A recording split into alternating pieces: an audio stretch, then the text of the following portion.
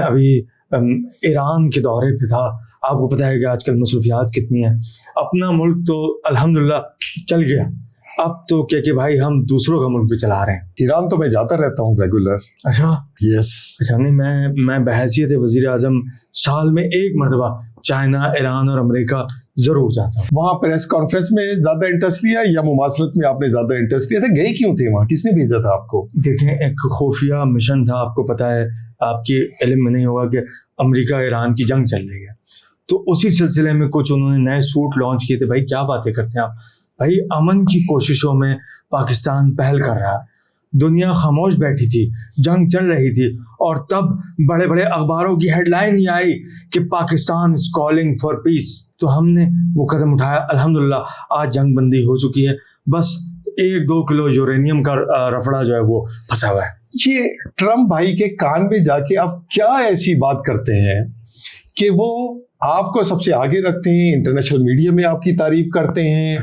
ऐसा क्या है वो राज, हमें भी बताएं। खुफिया ऐसी क्या चीज है जो पसे पर्दा हमारे नाज़रीन को भी पता होनी चाहिए? कामरान साहब, बात यह है कि इज्जत देने वाली जात सिर्फ खुदाए बुजुर्ग बरकत की है और किसी की नहीं।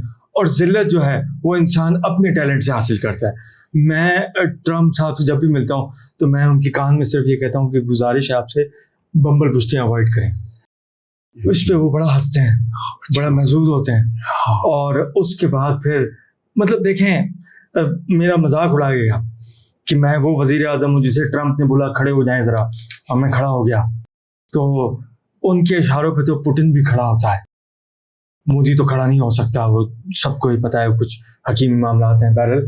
लेकिन वो अशिल तिवारी साहब ने उनके लिए कोई वर्ड यूज किया था, मेरी बात हुई थी उनसे, वो क्या था? नपुंसक, कुछ नपुंसक, वो हिंदी में नपुंसक उसे कहा जाता है। अच्छा। उनका जो तर्ज हुक्मरानी है वो भी नपुंसक है। हिंदुस्तान का जो जमहूरी निज़ाम है जिसे वो लोकतंत्र कहते हैं, वो भी नपुंसक है।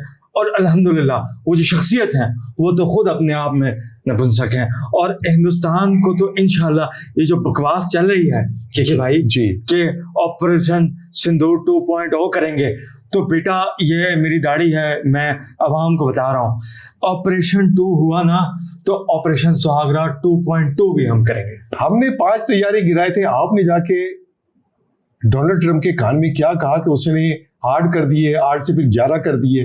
वो क्या माजरा है, वो जरा आप बताएं, थोड़ा सा कंफ्यूजन है। टोटल 48 तैयारे हिंदुस्तान ने ऑपरेशन सिंदूर में इस्तेमाल किए, जिसमें से 38 तैयारे कामयाब रहे हिंदुस्तान के, सिर्फ 10 का नुकसान हुआ। 10 उड़े थे, हमने मार दिए, 38 उन्होंने उड़ाया ही नहीं। कुछ उनके तेजा वेजा जो थे वो तो उड़े थे इधर उधर से, और उन्होंने खुद ही गिरा दिए थे हेलीकॉप्टर वगैरह, उसकी क्या कहानी? अल्हम्दुलिल्लाह, ये देखें, हिंदुस्तान जो है ना वो ट्रेनिंग के दौरान ही अपने आधे तैयारे खुद गिरा देता है। आईएएफ का जो चीफ है, इंडियन एयरफोर्स का चीफ, वो ये कहता है कि 38 तैयारे ना उड़ाना भी हमारी हिकमत अमली थी। ये तो वही बात है कि आप नई 1.5 लाख की मोटरसाइकिल खरीद लें और बोले इसमें पेट्रोल भरवा दिया, और देखें एवरेज कितनी अच्छी है, टंकी अभी तक भरी हुई है, और भाई चलाएगा तो एवरेज पता चलेगी ना। ईरान में आपको सबसे अच्छी चीज क्या लगी उनकी? ईरान में सबसे अच्छी बात उनकी है कि यार इतने प्यार से मुस्कुरा के कह देते हैं कि भाई हम आपकी बात नहीं मानेंगे। मतलब एक होता है ना बंदा। आपकी ज्यादा इज्जत ईरान में है या टर्की में है? टर्की भी तो आप उठे बैठे जाते थे पहले। मैं तुर्की भी गया हूँ, सऊदीया भी गया हूँ, अमेरिका भी गया हूँ, ईरान भी गया हूँ, लेकिन जिस मुल्क में मेरी सबसे ज़्यादा इज्जत है, अल्हम्दुलिल्लाह मैं एज अ पाकिस्तानी उस पर फख्र करता हूँ, वो मुल्क है रायवंड। अच्छा, अपने मुल्क में ज्यादा इज्जत है आप? नहीं, रायवंड में मेरी जो इज्जत है, यकीन करें, पता होता है कि छोटे मियाँ का काफिला आ रहा है तो सबकी दौड़े लग जाती हैं। मुझे ये बताएं, यूएई का आजकल क्या सीन चल रहा है? और उसमें कंपनी ने जरा नोट किया कि जरदारी साहब की चूंकि ज्यादा लिंक और रिलेशनशिप यूएई के साथ है, तो उसकी वजह से उन्होंने कराची को भी खंडर में कन्वर्ट करने के लिए अहम रोल अदा किया। इसीलिए जरदारी साहब की भी लाइन लगी हुई है, और यूएई से भी आपके ताल्लुकात अजीब से हैं। उसको आप कैसे मैनेज करेंगे?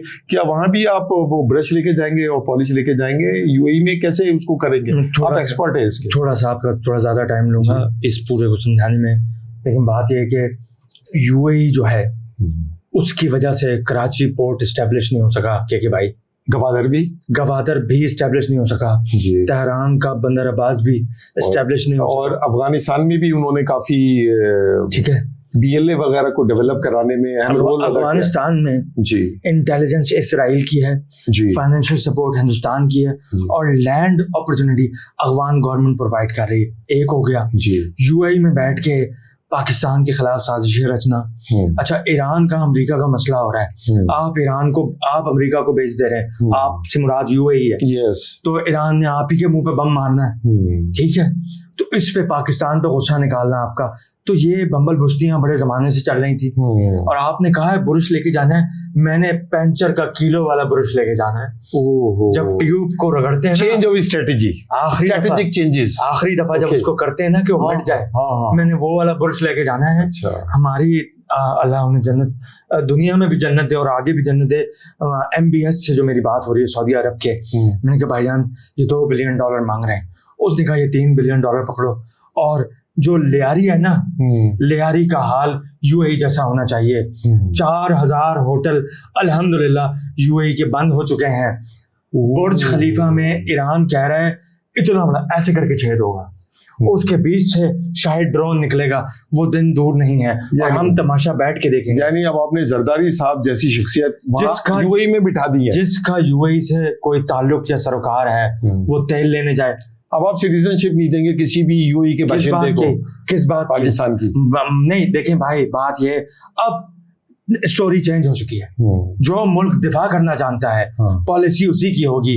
हमने 2025 के मई में पड़ोसियों को बताया है कि बेटा दिफा ऐसे होता है, मिसाइल बनाना कमाल नहीं है, मिसाइल किसी का भी हो, चलाना आना चाहिए। डोनाल्ड ट्रंप रोज सुबह उठ के कहता है कि India is a dying nation and Pakistan is a shining nation.